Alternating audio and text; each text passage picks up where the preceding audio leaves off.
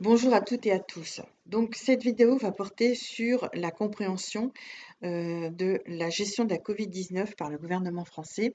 Donc, cette vidéo va se présenter en deux parties. Dans la première partie, Pascal va vous donner une synthèse du paysage santé.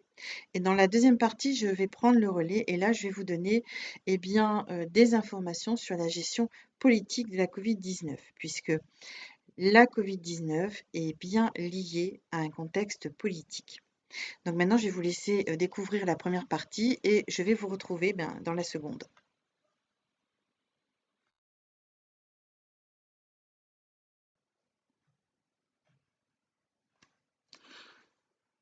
Bonjour à tous et à toutes. Je me présente, je suis Pascal Dunord, un des représentants de SAFAGJ, du syndicat Antifraude, Anticorruption, Justice. Nous cherchons à éclaircir certaines choses sur la gestion de la crise du Covid-19.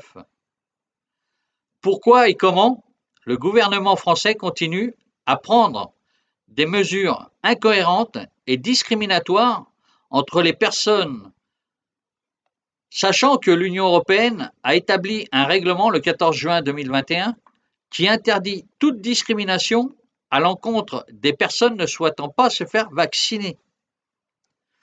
Sachant aussi que la vaccination n'étant pas obligatoire. Cependant, l'Union européenne est dans l'obligation de prendre en considération la décision des États membres. Néanmoins, dans son règlement, elle a rappelé qu'il ne faut pas prendre des mesures discriminatoires, comme c'est le cas en France.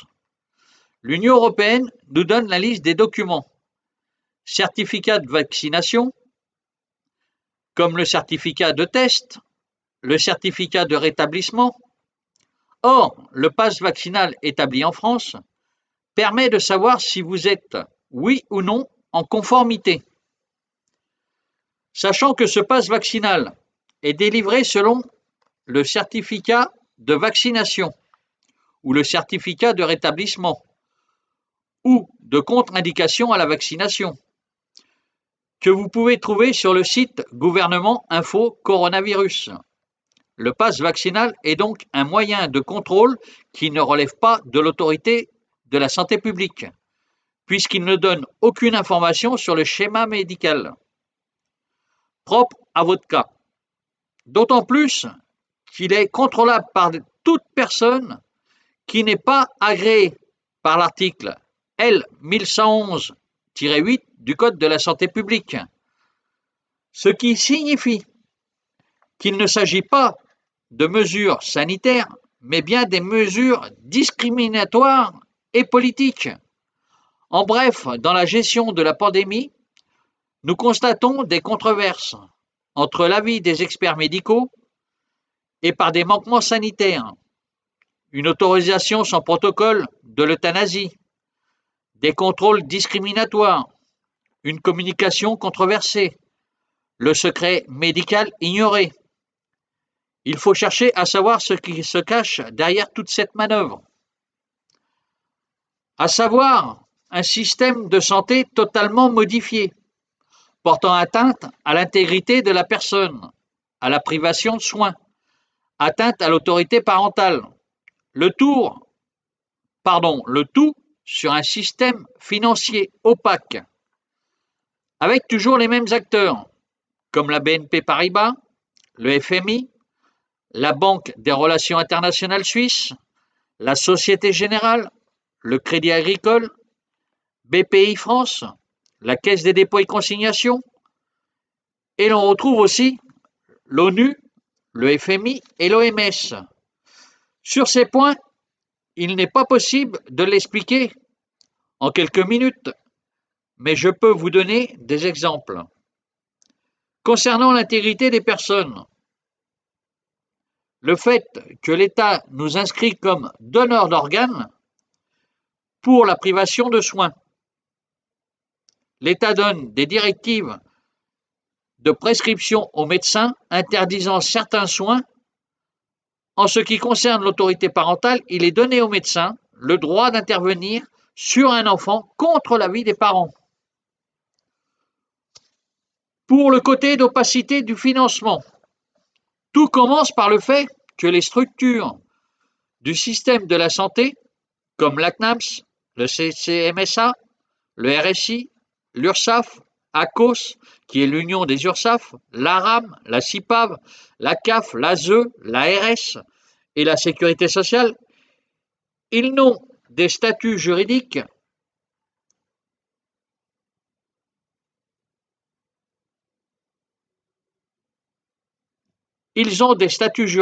volontairement non communiqués au grand public. Et le peu d'informations que l'on trouve, celles-ci ne sont pas réglementaires.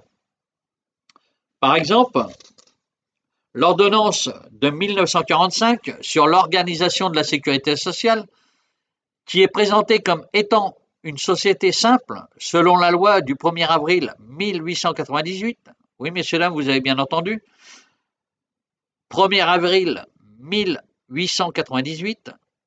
Un autre exemple, on trouve la constitution d'un GIE, groupement d'intérêt économique de la sécurité sociale, intégrant que 3 organismes comme la CNAMS, la CCMSA et le RSI, daté du 24 septembre 2007 pour une durée de 20 ans, ce qui veut dire jusqu'en 2027. Sauf que dans le fait, ce GIE n'est inscrit nulle part. Et pour constituer officiellement un GIE, il faut donner impérativement la nature de la structure. Un GIE s'inscrit dans le registre du greffe du tribunal du commerce. Encore un autre exemple. Lorsqu'on le demande par le biais de la CADA au directeur de l'URSSAF de Valenciennes ses statuts, celui-ci refuse de les délivrer au motif qu'il craint que ces informations soient utilisées de façon dilatoire. Et les tribunaux acceptent ces réponses sans tenir compte de l'article 15 de la Déclaration des droits de l'homme et du citoyen de 1789 qui dit « Tout citoyen a le droit de demander des comptes à tout agent sur son administration ». C'est un combat que nous avons lancé depuis de nombreuses années. Et au fur et à mesure, non seulement on n'obtient pas de réponse, mais on découvre la création de nouvelles structures, comme l'ARS, Agence régionale de santé, qui est un organisme public, qui intervient directement sur le préfet en cas de crise sanitaire. Conséquence, nous sommes face à une décentralisation du rôle du préfet et à une dérive de ses fonctions, puisque le préfet n'est pas habilité à intervenir sur des mesures sanitaires. Toujours dans le même registre, on vient de découvrir un rapport intitulé au nom de la Commission des Affaires étrangères sur le projet de loi autorisant l'approbation de l'accord de la sécurité sociale entre le gouvernement de la République française et l'Institut d'études de sécurité de l'Union européenne. La question qui se pose, de quelle Union européenne s'agit-il? Car l'on voit aujourd'hui la France, avec le Covid-19, qui agit contre l'avis de l'Union européenne, comme d'autres exemples, où l'État dispose de nos organes, qui est une atteinte à la CEDH, Cour européenne des droits de l'homme. On ne suit pas non l'Union européenne sur les directives concernant la justice, tout comme pour le Covid, où la France établit une discrimination entre les vaccinés et les non-vaccinés. La liste est encore longue, où l'on découvre aussi une multitude de structures à connotation européenne, comme Euronext, Europanova, Eurogenfort, OID, Organisation internationale économique, le Fonds mondial COVAX, qui ne relève pas de l'Union européenne. C'est une ambiguïté. Maintenant, mesdames, messieurs, je vous laisse avec Sylvie pour approfondir le sujet.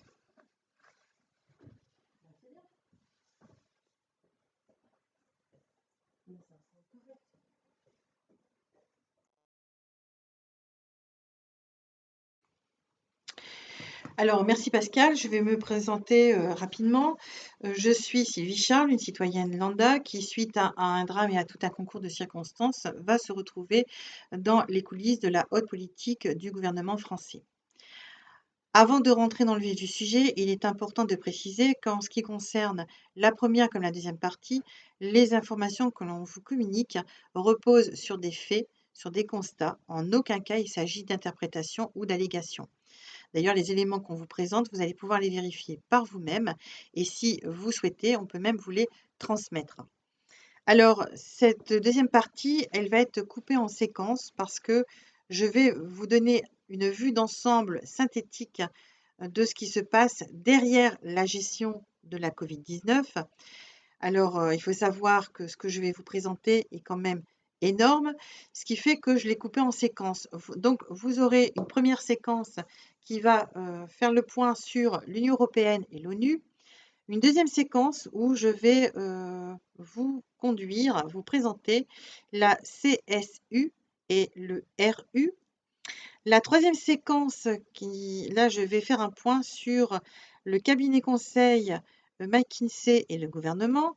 La quatrième séquence qui sera la gestion de la Covid. Une cinquième séquence qui va s'intituler MyConf, vous allez comprendre pourquoi. Et enfin, une sixième séquence où je vous donne toute une liste de structures qui nous est totalement inconnue, sachant que cette liste n'est pas exhaustive. Alors, je vous laisse découvrir ces séquences.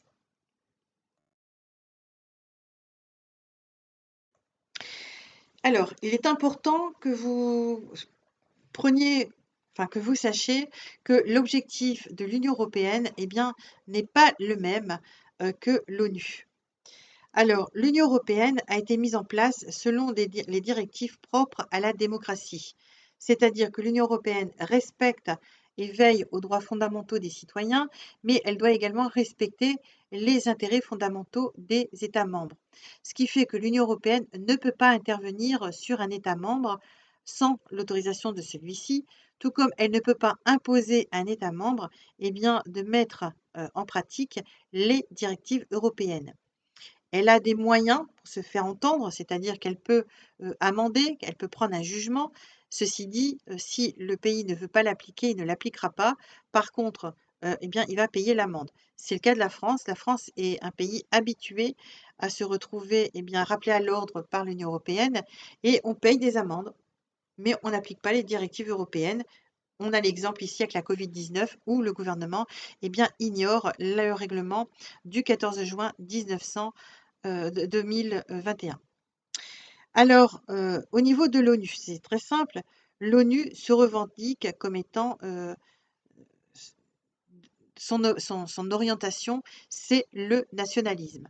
Alors, c'est un point qu'on retrouve dans beaucoup de documents officiels et la particularité des politiques, c'est que ce qu'ils peuvent vous dire en une ligne ou en un mot, ils vous le disent en 90. Alors, j'ai quand même trouvé un texte qui est court, mais simple et précis et qui justement évoque ce côté particulier de l'ONU. C'est un extrait du rapport du Sénat concernant la commission des affaires étrangères et c'est monsieur Jean-Marc Pastor, sénateur, qui s'exprime. Voici ce qu'il dit. Lors du précédent déplacement de la Commission à New York en novembre 2010, l'Union européenne et à travers elle chacun des États membres venaient de connaître un grave échec politique. En effet, le 14 septembre 2010, l'adoption d'une motion de non-action consistant à renvoyer l'examen d'un projet de résolution présenté et élaboré par les 27 pour changer son statut avait une claire signification. L'Union européenne, premier contributeur au budget de l'ONU, premier donateur d'aide au développement, n'est pas perçue comme une puissance et ne suscite pas le respect. Si la faiblesse du poids politique de l'Europe et de ses principaux représentants n'est pas une nouveauté, le vote de l'Assemblée générale l'avait révélé de manière particulièrement crue. La raison de fond est politique. C'est sans aucun doute la réticence des États à ce qu'une entité sui generis obtienne des droits dévolus à des États, en particulier le droit de s'exprimer d'égal à égal avec d'autres États. Il ne faut en effet pas oublier que l'ONU est une organisation d'États et que par définition, le nationalisme y ait une sorte de raison d'être. Alors, c'est pas une sorte, c'est bien une raison d'être. Alors, vous avez l'ONU qui travaille avec l'OTAN. En dessous de l'ONU, vous avez le Conseil de sécurité qui est composé bien, de pays dont certains ont un siège permanent. Alors, ceux qui ont un siège permanent sont la France, le Royaume-Uni, la Chine, la Russie et les États-Unis. Alors, et en dessous, vous avez la Cour pénale internationale.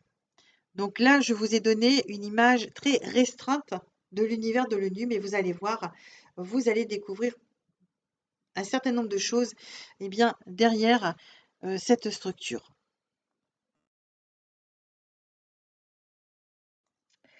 Alors, souvenez-vous, avant la Covid-19, depuis plusieurs années, nous sommes un pays où nous avons une économie fragile. Nous avons également des restrictions budgétaires, puisque, si vous vous rappelez, il a été, la police et la gendarmerie en juin 2018 a expliqué qu'elle n'avait pas les moyens de fonctionner, ce qui était réel et qui est toujours réel d'ailleurs. Par ailleurs, ça a été la même chose. Nous avons envoyé nos militaires se battre, aller à la guerre, avec du matériel qui n'a pas été révisé, du matériel défectueux parce que nous n'avons pas les budgets. Récemment, avec la Covid, les centres hospitaliers nous ont expliqué qu'il manquait de moyens, ils n'ont pas non plus les moyens financiers de fonctionner correctement. Vous allez découvrir qu'en fait, il n'y a pas de problème financier, c'est simplement que notre gouvernement a pris la décision de détourner nos fonds publics pour les orienter vers un programme qui nous est inconnu, on ne nous l'a pas expliqué. Et ce programme, bien entendu, ne nous est pas favorable. Alors, il faut comprendre aussi que la façon dont ils écrivent les choses sont toujours embellies, mais la réalité est toujours différente. Alors là, ce que je vais vous présenter, ce sont de grosses tirelires que la France alimente. Alors, vous pouvez aller sur le site internet, vous tapez le Fonds mondial. Le Fonds mondial est une structure qui va être créée en 2000 en Suisse avec la participation de la France. Ce Fonds mondial a pour objectif de lutter contre le sida, contre la tuberculose et contre le paludisme. Alors là aussi, il faut se poser une question puisque ça va faire 22 ans qu'ils travaillent pour stopper ces épidémies, pour un résultat qui n'est toujours pas là.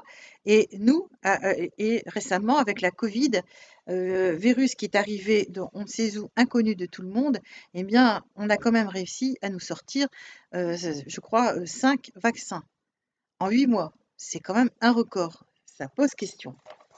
Ceci dit, il faut dire que le Fonds mondial a d'autres priorités que celles que je viens de vous énoncer. Alors tout d'abord, je vais vous présenter la France et le Fonds mondial. C'est ce que vous allez trouver si vous allez sur Internet, sur ce site. Un chef de file de la santé mondiale. La France est le 3e bailleur de fonds de la santé, membre fondateur du Fonds mondial. La France s'est engagée à accroître l'enveloppe globale de son aide publique au développement d'ici 2022. Premier donateur européen du Fonds mondial et deuxième donateur public, sa contribution à ce jour s'élève à 4,61 milliards d'euros. À la 6e reconstitution des ressources du Fonds mondial, la France a promis 1,296 milliards d'euros pour la période 2020-2022, soit une hausse de 20% par rapport à sa contribution précédente. Cette promesse marque le ferme engagement du pays à faire de la santé mondiale une priorité de la politique française de développement. Alors, les autres priorités du Fonds mondial, je vais vous l'indiquer, c'est ici. Domaine prioritaire du partenariat. Système résistant et pérenne pour la santé. Des systèmes de santé robustes sont essentiels pour en finir avec les épidémies et pour offrir des soins d'une façon durable, équitable et efficace. Le Fonds mondial investit près d'1 milliard de dollars US par an pour le renforcement des systèmes de santé, ce qui le place au premier rang des institutions multilatérales lorsqu'il s'agit de subventionner la construction de ces systèmes.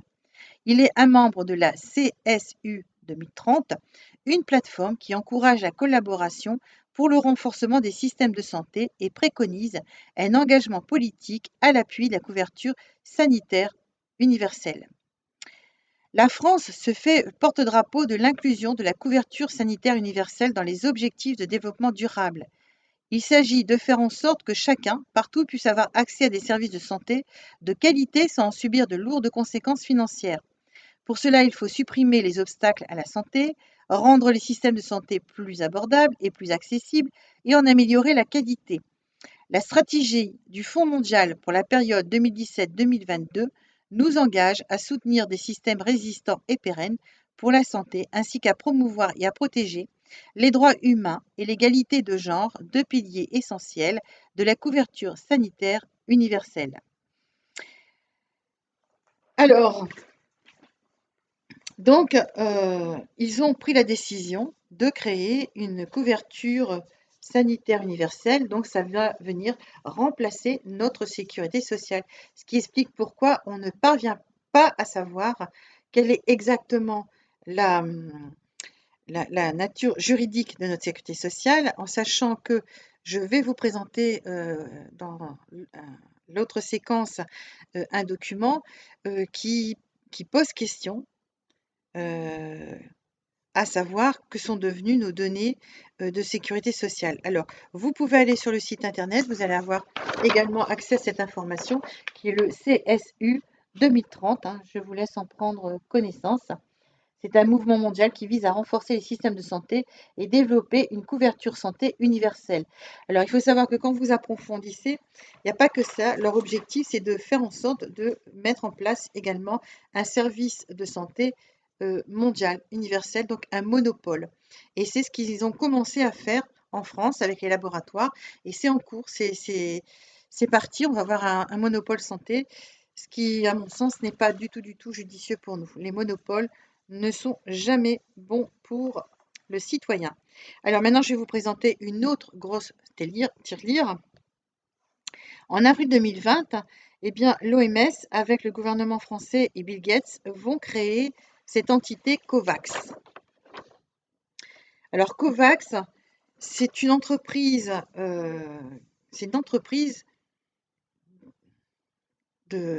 particulière. En fait, elle a des fonds.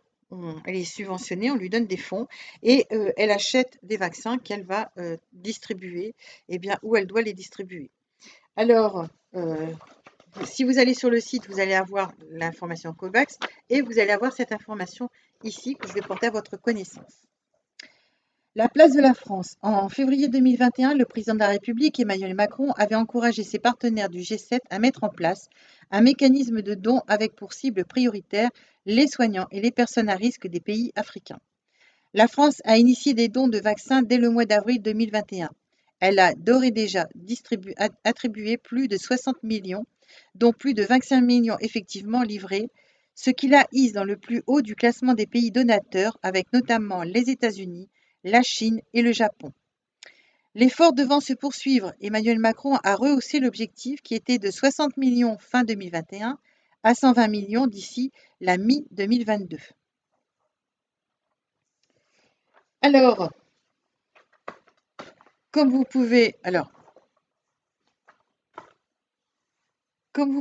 vous en apercevoir, nous en France, et je pense aux pays d'outre-mer qui se sont retrouvés complètement démunis, nous, on se débrouille avec ce qu'on a et notre argent, eh bien, il est donné à ces structures pour mettre en place, eh bien, une couverture de santé sanitaire universelle. À la demande de qui? Alors, je vous ai indiqué dans cette séquence qu'il y avait la SCU. Eh bien, il y a aussi, ils ont prévu également de mettre en place le RU, le revenu universel. Et là, vous allez sur le site de l'Assemblée nationale. C'est un document qui date du 26 novembre 2020, article unique, qui s'intitule « Résolution relative au lancement d'un débat public sur la création d'un mécanisme de revenu universel appelé socle citoyen ». Je lis l'article unique. Considérant que la crise sanitaire du Covid-19 a vu l'émergence du besoin de mettre en place un filet de sécurité inconditionnel et universel pour tous, considérant que l'avenir économique et social de notre pays inquiète au point qu'un risque d'appauvrissement général sans précédent ait lieu en France, Considérant que notre modèle de répartition de la richesse avait atteint ses limites avant la crise sanitaire du Covid-19, mais que celle-ci les a accentuées. Considérant qu'un consensus politique émerge en France sur la mise en place d'un mécanisme de revenu universel, invite le gouvernement à ouvrir et organiser un débat national et citoyen en 2021 sur la création, l'expérimentation, le financement, la mise en œuvre et l'évaluation d'un mécanisme de revenu universel baptisé socle citoyen. Donc, vous voyez, il faut savoir que suite à ces informations, eh bien, si vous cherchez, vous allez vous rendre compte que c'est les États-Unis et la France qui ont créé la crise de 2008. Ils avaient besoin de mettre en difficulté l'économie et d'endetter les pays de l'Europe de l'Ouest, y compris leur propre pays, puisque les États-Unis s'est endetté également, avec pour objectif eh bien, de pouvoir parvenir à mettre en place cette couverture sanitaire universelle et ce revenu universel. Et vous allez voir, vous allez découvrir encore d'autres choses. Alors ça, ce sont les grosses tirelires. Alors, je dis merci à Monsieur Guéant parce qu'il y a des structures que je ne savais pas rattacher, je ne savais pas où les mettre. Et Monsieur Guéant, eh bien, m'a permis d'y parvenir, puisqu'il a énoncé qu'il était un gouverneur de l'IODE. Alors, l'OIDE, c'est l'Organisation internationale de développement économique. Et donc, en cherchant vous allez sur Internet, vous tapez OIDE, vous allez avoir cet organisme et il y a un deuxième organisme derrière celui-ci qui s'appelle IOED, c'est l'Organisation intergouvernementale de droit public. Alors, c'est aussi une structure que nous finançons, à laquelle nous participons. Alors, le côté intéressant de cette structure, c'est qu'eux, ils ont fait un organigramme. Donc, vous trouvez sur leur site leur organigramme. Vous voyez ici, vous avez l'ONU, parce que c'est encore un organisme attaché à l'ONU. Et ici, vous avez l'OIDE et le IOD, je ne sais plus quoi, là, la deuxième structure. Et vous avez tous les systèmes, tous les structures qui fonctionnent autour pour l'ONU. Voilà. Alors, il faut savoir que cette structure, quand vous allez aller sur le site, vous allez voir, elle se mêle de tout. Elle s'occupe de l'agriculture, de l'éducation, de l'énergie, de la santé. D'ailleurs, elle a un département santé. Alors, elle a un département santé public, hein, c'est précisé, département santé publique. Dans ce département santé publique, il y a un haut conseil de santé. Dans ce haut conseil de santé, vous avez des agences de santé, des AS. Alors, ce qu'on découvre également au travers de cette structure, c'est qu'elle signe des accords avec les États. Ce qu'il faut savoir également, c'est que les organismes rattachés à l'ONU, comme le Fonds mondial, COVAX, et comme cette structure que je viens de vous présenter, l'OIDE, eh bien, ils sont exemptés d'impôts et ils ont l'immunité. C'est important de le savoir aussi. Alors, ces structures ont la particularité de faire signer des engagements avec certains gouvernements, puisque ces structures sont chargées de travailler à la mise en place de ce qu'on appelle le CNT. Alors, le CNT, c'est le Conseil national de transition. Alors, vous en trouvez, ça pousse comme des champignons. Vous avez un CNT au Congo, un CNT en Guinée, un CNT au Yémen, un CNT en Libye, un CNT au Mali. Alors, tous ces CNT sont mis en difficulté, sont attaqués, parce que ces CNT se mettent en place pour et par le peuple, mais sans le peuple.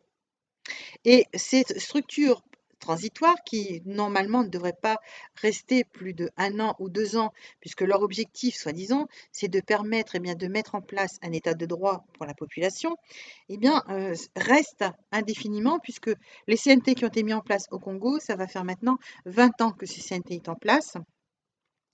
En Guinée, ça doit faire 10 ans, je crois qu'il est en place. Et bien entendu, les populations souffrent de ces systèmes, puisque ce sont des systèmes totalitaires. Et puis surtout, à côté de cela, on prend tous leurs biens, enfin, on prend leurs richesses, on les appauvrit pour alimenter tous ces réseaux que je viens de vous montrer. Alors, l'OIDE qui est en lien avec des banques, qui est aussi en lien avec le ministère des Finances publiques français, mais pas au ministère des Finances publiques français que nous connaissons, puisque c'est là qu'on découvre la double comptabilité de Bercy, puisque Bercy a une autre structure qui s'appelle la Direction internationale du Trésor. Et cette Direction internationale du Trésor, eh bien, elle a des agences du Trésor qui gèrent toutes ces structures. Alors, il faut savoir qu'au niveau des CNT, ça se passe avec l'OIDE, avec l'IOED, ça se passe également avec le FMI, avec bien entendu l'OMS, avec l'ONU, avec l'OTAN, puisque nous avons l'OTAN qui intervient également. Donc voilà, et c'est bien entendu, toutes ces structures, on les finance aussi. Donc voilà un aperçu de la politique à laquelle participe le gouvernement français sans rien nous dire à notre insu, et nous en payons lourdement les conséquences.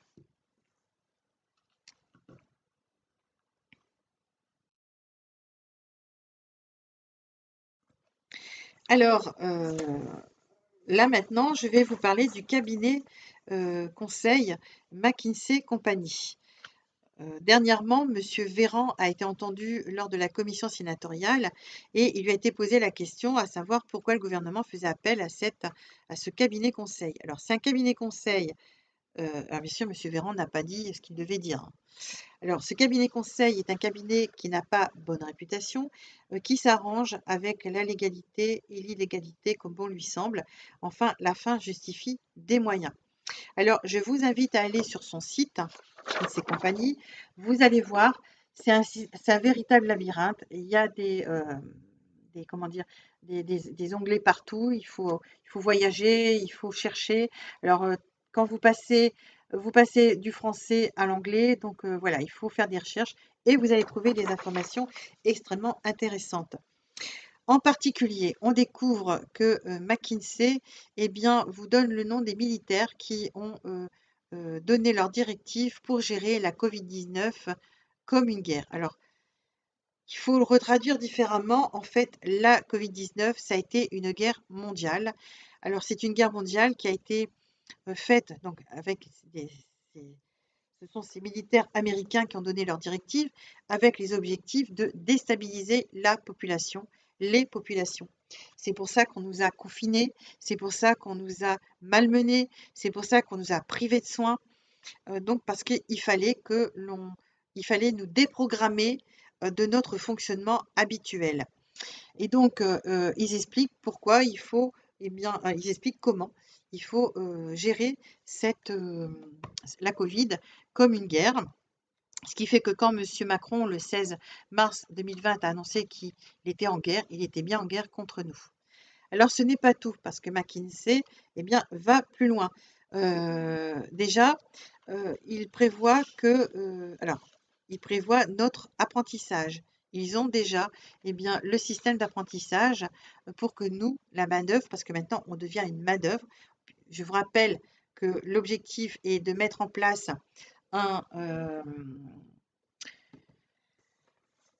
une couverture sanitaire universelle, mais également un revenu universel. Donc maintenant, nous sommes une manœuvre, de la manœuvre, et donc de ce fait, eh bien, on va nous apprendre, on va nous réapprendre, et on va devoir devenir responsable de nos postes parce qu'il n'y aura plus de hiérarchie. C'est la façon qu'ils envisagent de nous faire fonctionner. Je vous dis que c'est pas gagné, hein. Enfin bref, eux, c'est comme ça qu'ils voient les choses. Ils ont également prévu que suite à la fin de la Covid-19, eh bien, le marché du bien-être allait exploser. Et donc, ils disent qu'il faut rapidement se positionner sur ce marché puisque ce marché représenterait à peu près 1,5 1,5 milliard d'euros. Voilà, comme je dis, en bonne somme, c'est des sommes astronomiques. Donc voilà ce qu'il prévoit. Il prévoit également, alors il demande aux assureurs, donc là c'est écrit en français, il prévoit ceci, ils disent face au Covid-19, les assureurs devront investir dans les capacités digitales afin de se centrer davantage encore sur leurs clients, de monter en compétences technologiques et de renforcer leur compétitivité. Donc c'est un article à lire très intéressant. Puis il y en a un autre qui est beaucoup moins amusant puisque derrière la Covid-19, eh bien, le cabinet McKinsey, avec le gouvernement, ça va de soi, ont prévu après eh bien, de nous mettre les conséquences du réchauffement climatique. Donc, ils ont déjà prévu qu'en 2050, il y aurait telle chose, en 2070, telle autre. Et donc, pour cela, ils prévoient des modifications sur les outils de travail. Donc, ils disent qu'il faut mettre d'urgence et rapidement, eh bien, il faut mettre en place des outils, alors le numérique, l'intelligence artificielle, le digital, enfin bref, la haute technologie. Et bien entendu, ils expliquent que de ce fait, il va y avoir des conséquences puisqu'il va y avoir 800 millions de personnes qui vont se retrouver sans emploi. Il va falloir qu'ils travaillent à leur reconversion. Donc voilà ce qui est prévu par le gouvernement français. Alors, au niveau de la gestion de la Covid, je vais y revenir suite eh bien, aux découvertes que je viens de vous énoncer et surtout l'objectif de la Covid-19 qui est de mettre en place eh bien, une couverture sanitaire universelle et un revenu universel, mais surtout de modifier complètement notre société, puisqu'il va de soi que si nous fonctionnons sans hiérarchie, on rentre dans le mécanisme tel que Hitler l'a défini dans son livre Mein Kampf. Alors, je ne vais pas rentrer dans le côté médical de la Covid-19. Ce qu'il faut quand même se rappeler, c'est que la France fait partie des nombreux pays qui avaient mis en place un plan de prévention en cas de pandémie. Nous l'avions mis en place en 2012 et on l'avait revu en 2015. Mais nous avions également un plan qui avait été mis en place, comme dans certains autres pays, concernant un plan de prévention en cas d'attaque bioterroriste. Donc chez nous, ce plan s'appelait Biotox. Il a été revu également et il s'appelait aujourd'hui NBCR. Ce qui a été quand même spectaculaire, c'est qu'à l'arrivée de la Covid-19, eh bien, la majorité des pays vont oublier ces plans, ils vont les mettre dans leur tiroir, sachant que au niveau de ces plans, il y a un point commun, c'est qu'il est demandé en cas de pandémie ou de bioterrorisme, eh bien, de gérer de la façon suivante, d'avoir une communication unique et surtout une communication cohérente, surtout éviter toute incohérence. Il est également dit qu'il faut associer la population et il est prévu toute une liste de médicaments. Alors ces médicaments n'ont pas pour objectif de soigner la pandémie ou de soigner l'attaque bioterroriste, mais a pour objectif de renforcer notre organisme pour éviter la détérioration de nos organes. Or, dans le cas de la Covid-19, eh bien, subitement, mondialement, on a tous oublié ce système et on va laisser la maladie s'installer et détériorer nos organes. Je vais prendre l'exemple d'une personne que je connais, elle a 32 ans, elle s'est retrouvée aux urgences dans le coma. La problématique, c'est que, eh bien, il ne peut plus monter les escaliers comme avant parce que ses poumons sont abîmés, ses poumons ont été atteints et l'état de ses poumons sont irréversibles.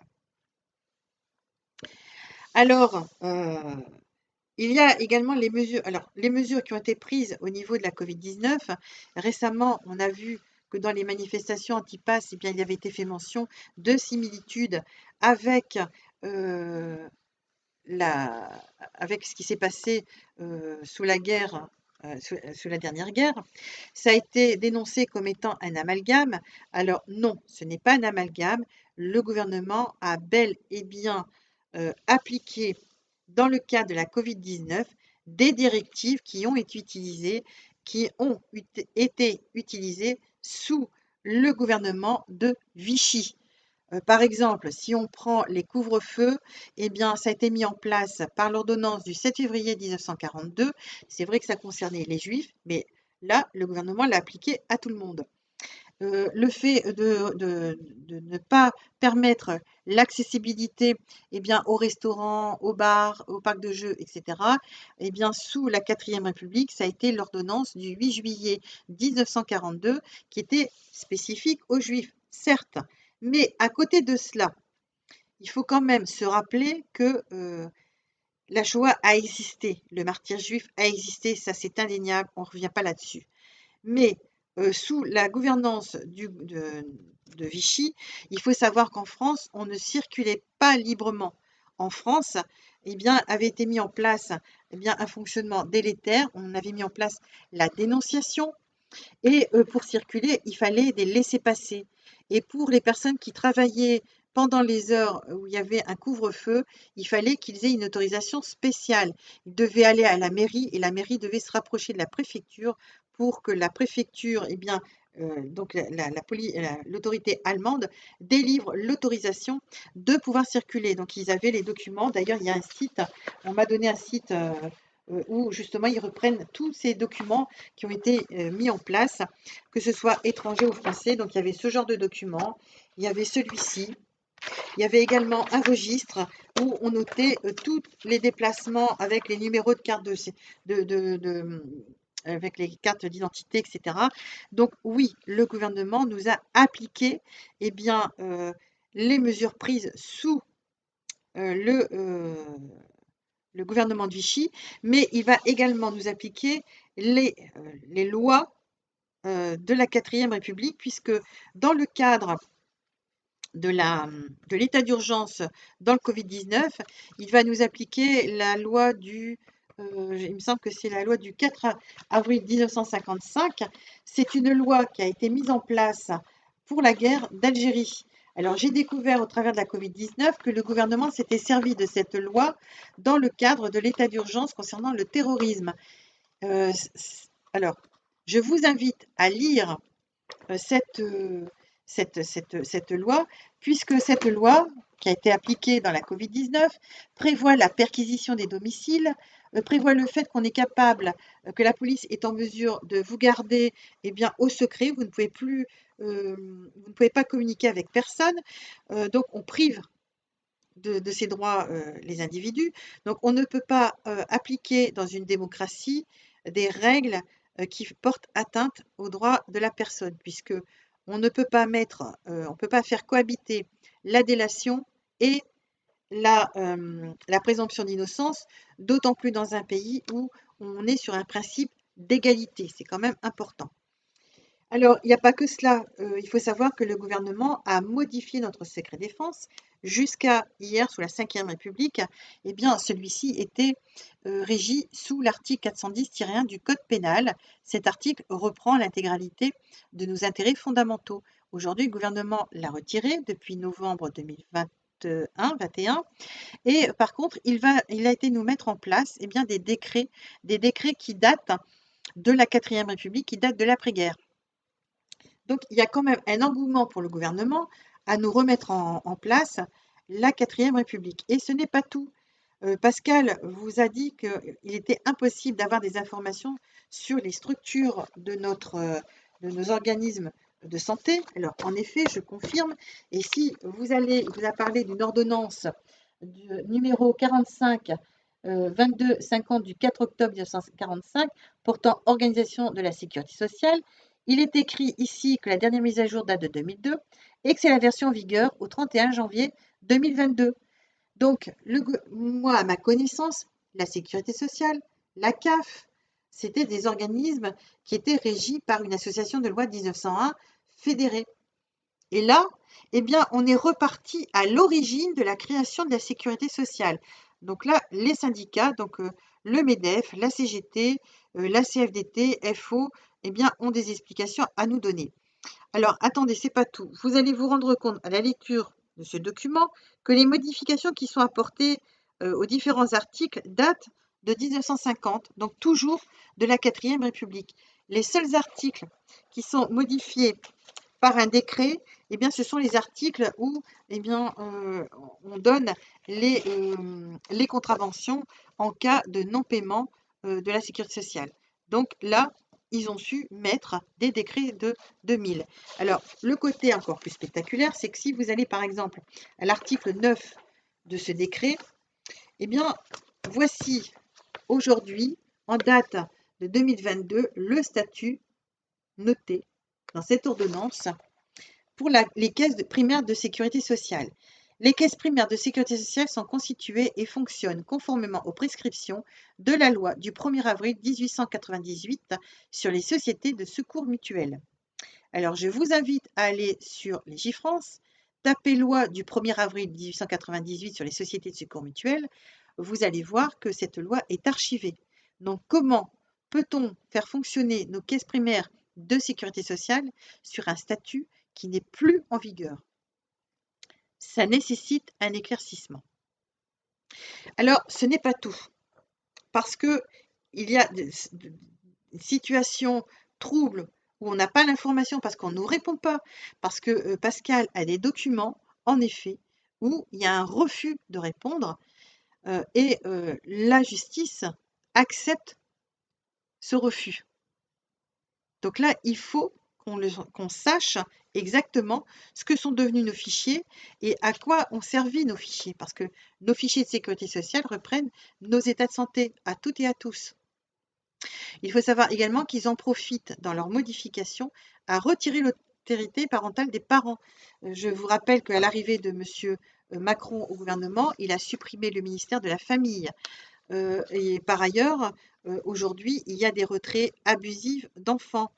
Il faut savoir qu'en Espagne, eh bien, Franco avait appliqué la mesure qui avait été édictée par Adolf Hitler, c'est-à-dire que Franco, eh bien, alors Franco, Mussolini, Saint-Lazare, Hitler, eh bien, avaient le même avis. Nous, citoyens, on ne sait pas ce qui est bon pour nous, donc c'est au gouvernement de prendre les décisions en notre lieu et place.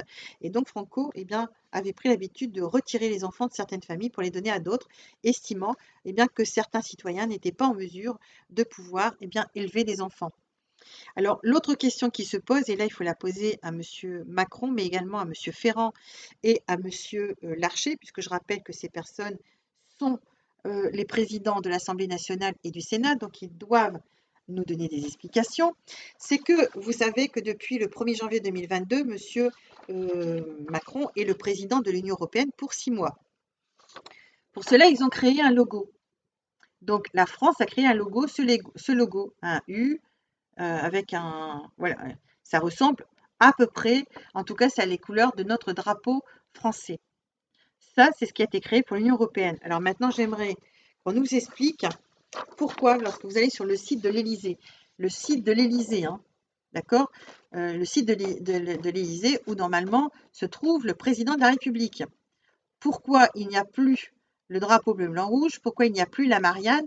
Et d'où sort ce logo? Qui a validé ce logo ici? Donc ça, ce sont des questions auxquelles eh bien, il faut avoir des réponses.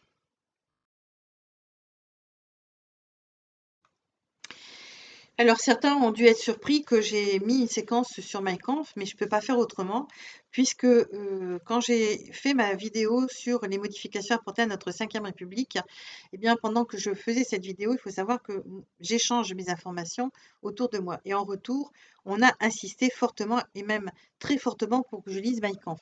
J'ai lu Mein Kampf, sachant qu'il y a une version gratuite sur Internet. Et en effet, Mein Kampf, eh bien, aujourd'hui, le gouvernement applique les principes qui se trouvent dans ce bouquin. Alors, j'aurais pu vous en faire un résumé. Ceci dit, j'ai trouvé un article qui va vous intéresser. Cet article s'intitule Un peuple sous hypnose. Il est paru sous Géo en date du 9 juin 2016. Vous allez le trouver sur Internet. Et si vous le souhaitez, je peux vous le transmettre. Donc, cet article dit ceci, je vais vous en lire le premier paragraphe. La propagande vise à imposer une doctrine à tout un peuple. Voilà ce que l'on peut lire dans Mein Kampf, le livre écrit par Adolf Hitler en 1924, alors emprisonné après son putsch manqué. Depuis ses 9 mois de détention dans la forteresse de Landsberg, le futur maître du Reich a beaucoup réfléchi aux moyens de s'emparer des esprits et de diffuser ses thèmes de prédilection, le racisme, l'antisémitisme et la soumission à un seul et unique Führer. Toujours dans Mein Kampf, Hitler affirme œuvrer pour des buts qui ne sont compris que d'une très petite élite et délivre sa méthode pour les atteindre. L'art de tous les grands chefs populaires a toujours consisté à concentrer l'attention des masses sur un seul ennemi. Car, précise-t-il, les grandes masses sont aveugles et stupides. La seule chose qui soit stable, c'est l'émotion et la haine.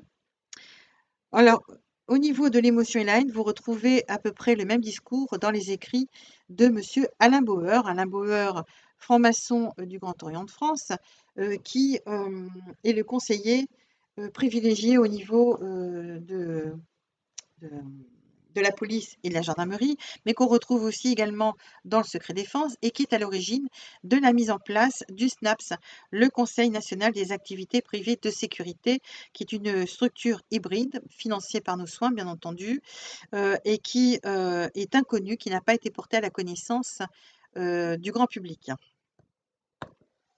Donc voilà ce que je voulais signaler sur Mein Kampf. Alors, maintenant,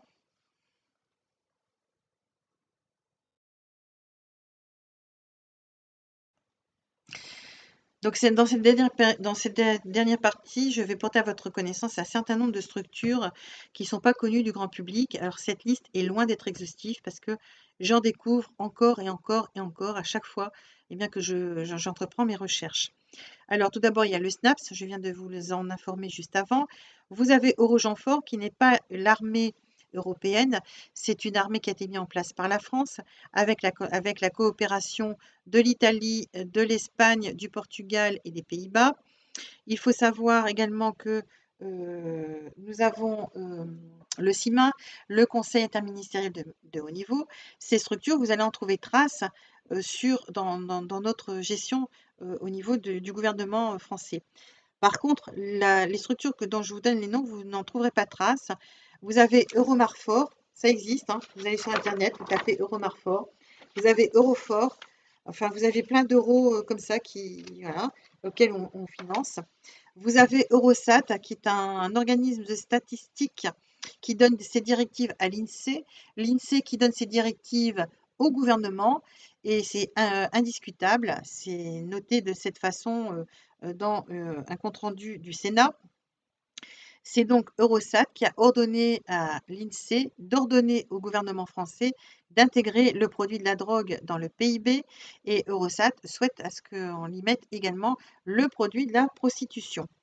Alors, vous avez également Euronext, puisque j'ai découvert que nous n'avions plus de bourse à Paris. C'est repris par Euronext. Euronext qui est en train de reprendre, qui est en train de créer un monopole boursier apparemment. Vous avez également la, l'European External Action Service, qui est une grosse structure. Vous avez Europanova. Donc, vous pouvez taper ces noms sur Internet et vous allez avoir, vous allez voir l'ampleur de ces organismes auxquels, bien entendu, notre argent public est consacré, plutôt que de consacrer cet argent à nos institutions. Donc voilà, je vous donne toutes ces informations. Si vous souhaitez que je vous donne les liens ou si vous souhaitez que je vous envoie les documents que je vous ai présentés devant la vidéo, eh bien vous le dites, je vous laisse mon adresse mail à la fin de cette vidéo. Et puis voilà.